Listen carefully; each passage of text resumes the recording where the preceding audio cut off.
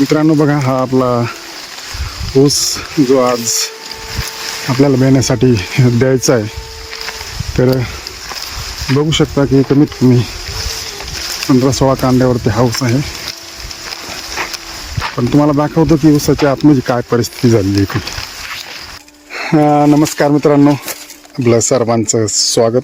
तर मित्रांनो, आज आपण आपला जो ऊस आहे त्या आपण आत्तापर्यंत बाहेरून बघत होतो की कसा दिसतोय काय, पण ज्यावेळेस प्रत्यक्षात आतमध्ये आलोय ऊसामध्ये, तर ते बघा तुम्हाला दाखवतो. ऊसामध्ये आल्यानंतर ऊसाची काय परिस्थिती आहे.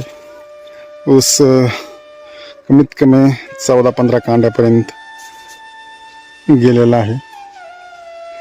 तर चला बघूया ऊसामध्ये ऊसाची परिस्थिती काय आहे ती.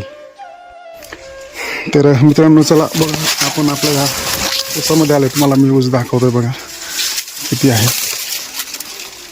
1 2 3 4 5 6 7 8 9 10 11 12 13 14 15 आणि 16. 15-16 कांडे ऊस आहे. मित्रांनो बघा, ऊस तुम्हाला दाखवतो ऊसाची कांडी कशी आहे ती. खूप लांब लचक या ठिकाणी. पण मित्रांनो बघा, तुम्हाला मी दाखवतो हे बघा, की अशा प्रकारे या ठिकाणी डुकरांनी ऊसाची नासाडी केली आहे. तर बघा तुम्हाला मी पुढं दाखवतो. या ठिकाणी हे जे खाली पडलेले ऊस दिसत आहेत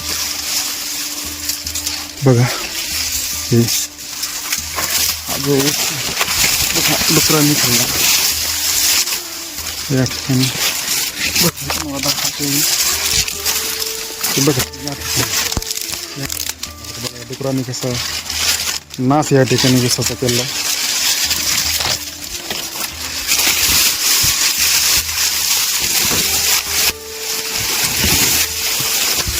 तर हा 1-2 साऱ्याचा ऊस मी गोळा केला आहे. ते बघा तुम्हाला दाखवतो.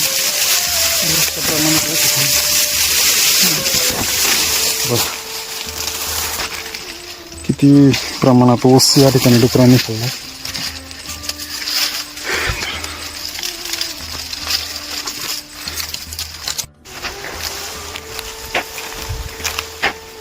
मित्रांनो बघा, हा जो ऊस आहे घेऊन चाललोय घरी.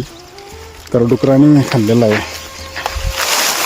खूप डुकरांनी नासाडी केली आहे ऊसाची.